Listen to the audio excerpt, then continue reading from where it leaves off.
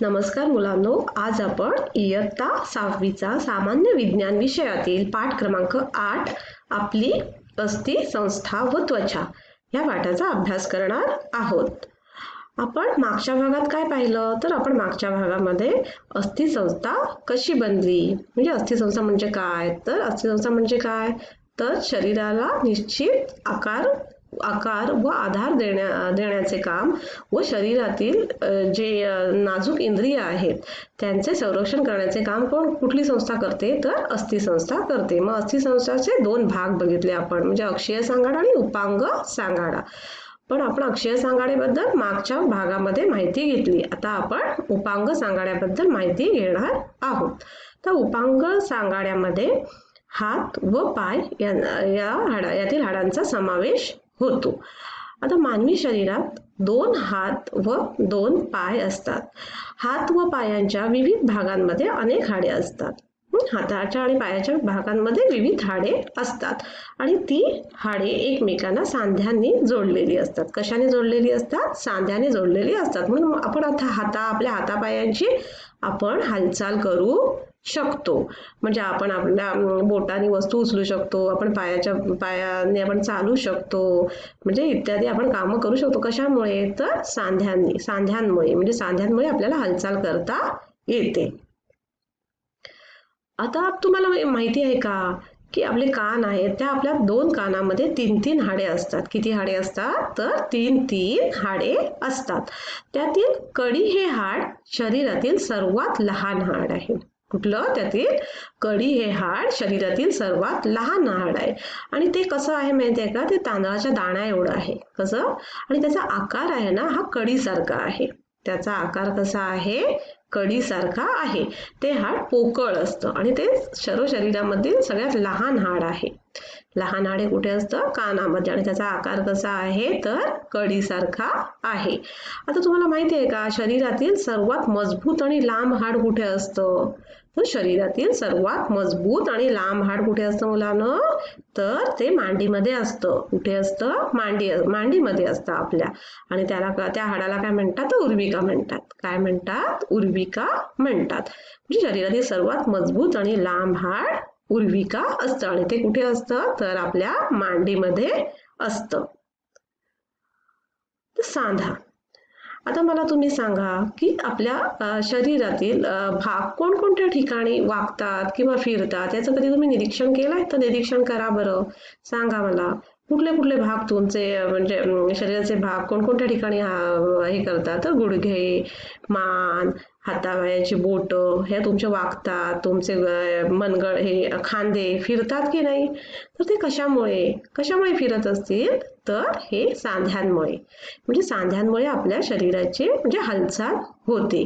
तर सांधे म्हणजे काय? तर सांधे म्हणजे ज्या ठिकाणी 2 किंवा 2पेक्षा जास्त हाडे जोडलेली असतात त्या जोडणीला काय म्हणतात? सांधे असे म्हणतात. सांधे म्हणजे काय? तर ज्या ठिकाणी 2 किंवा 2पेक्षा जास्त हाडे जोडलेली असतात त्या जोडणीला काय म्हणतात? तर सांधे असे म्हणतात. आता आपल्या शरीरामध्ये जे हाडं आहेत ती एकमेकांशी अस्थिबंधाशी जोडलेली असतात. तर आपण सांध्यांचे प्रकार बघूयात. तर सांध्यांचे 2 प्रकार आहेत. किती प्रकार आहेत सांध्यांचे? तर सांध्यांचे 2 प्रकार आहेत. एक चल सांधा आणि दुसरा अचल सांधा. किती प्रकार आहेत सांध्यांचे? तर सांध्यांचे 2 प्रकार आहेत. चल सांधा आणि अचल सांधा. तर चल सांध्यामध्ये काय होते? चल सांध्यामधील हाडांची हालचाल होते.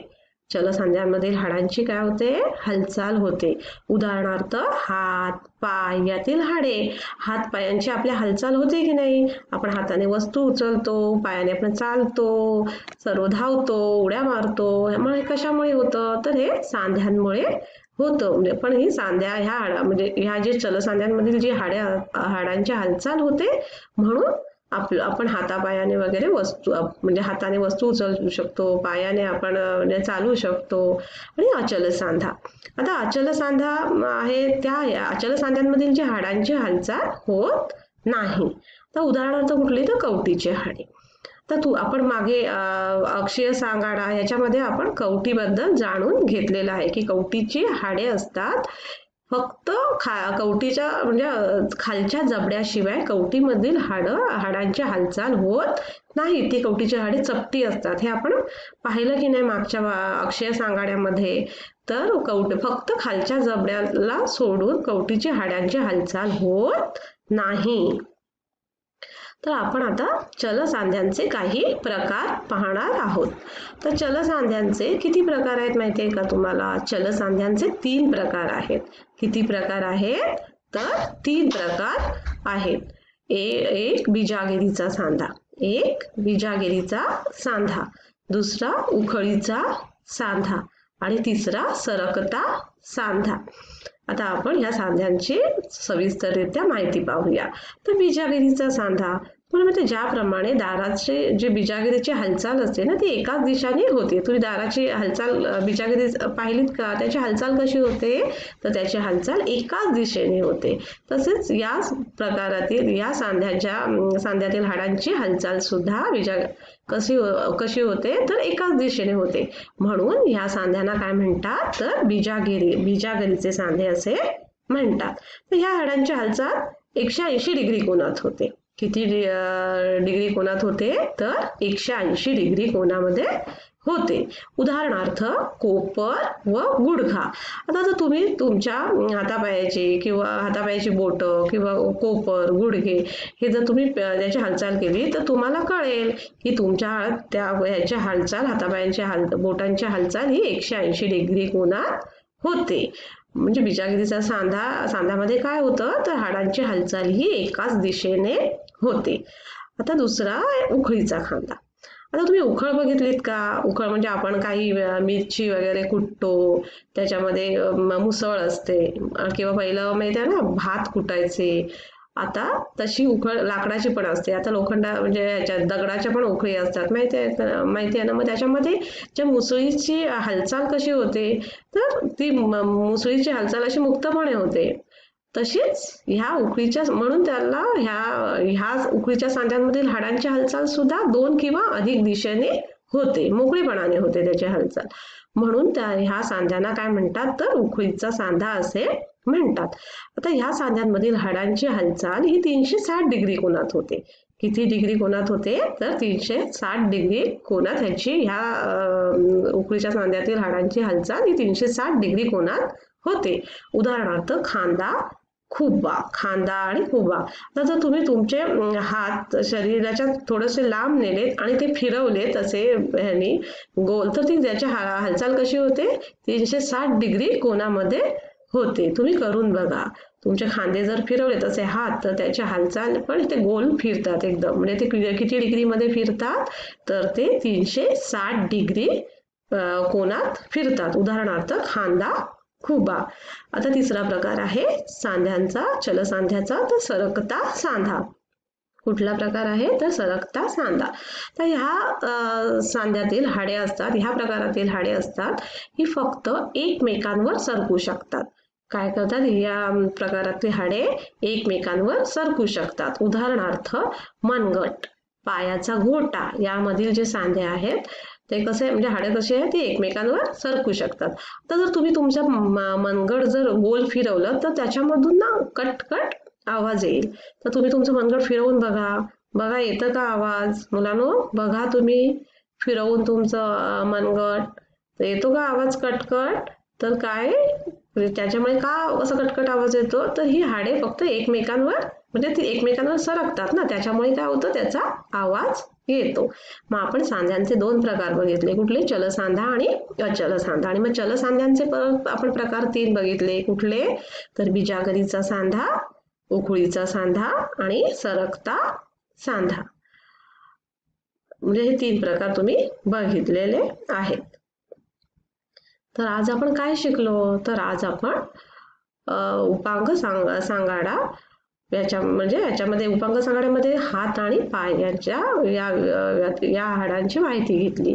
सगळ्या शरीरातले सगळ्यात छोटे हाड कुठले होते तर कानामध्ये असतं आणि त्याचा आकार कसा असतो कडीसारखा असतो. सगळ्यात मोठं हाड ही उर्विका असते आणि ते कुठे असतं तर ते मांडीमध्ये असतं, हे आपण पाहिलं. आणि आपण कशाबद्दल माहिती घेतली तर सांध्यांमध्ये. आपल्या शरीरामध्ये सांधे असल्यामुळे शरीराची आपल्या हालचाल होऊ शकते. आपल्या शरीरामध्ये आता सांध्यांचे आपण प्रकार बघितले, 2, चल सांधे आणि अचल सांधे. मग चल सांध्यांचे आपण 3 प्रकार बघितले. कुठले तर बिजागरीचा सांधा, उकळीचा सांधा आणि सरकता सांधा. या तिन्ही सांध्यांविषयी आपण माहिती घेतली. आता आपण पुढच्या भागामध्ये काय शिकणार आहोत तर त्वचा. आपल्या शरीरावर जी त्वचा आहे तिच्याबद्दल आपण माहिती घेणार आहोत. मुलांनो, तुम्हाला माहिती आहे का आस विद्यालय हे भारतातील पहिलं ऑनलाईन स्कूल आहे. तुम्हाला त्या स्कूलमध्ये काय मिळेल ते 6वी ते 10वी पर्यंतचे क्लास मिळतील. पूर्ण सिलेबस असेल त्या क्लासचा. सगळ्या विषयांचा पूर्ण सिलेबस तुम्हाला मिळेल. ते विषय कुठले असतील तर सगळे म्हणजे science, maths, Marathi, Hindi, social science, computer science या सगळ्या विषयांचे तुम्हाला क्लास मिळतील. एवढंच नाही तर अनलिमिटेड टेस्ट सुद्धा असतील आणि तुम्हाला वेळोवेळी त्या शिक्षकांचे मार्गदर्शन सुद्धा मिळेल. म्हणून तुम्ही ह्या ॲपबद्दल तुमच्या मित्रमैत्रिणींना आणि नातेवाईकांना ह्याची माहिती द्या. धन्यवाद.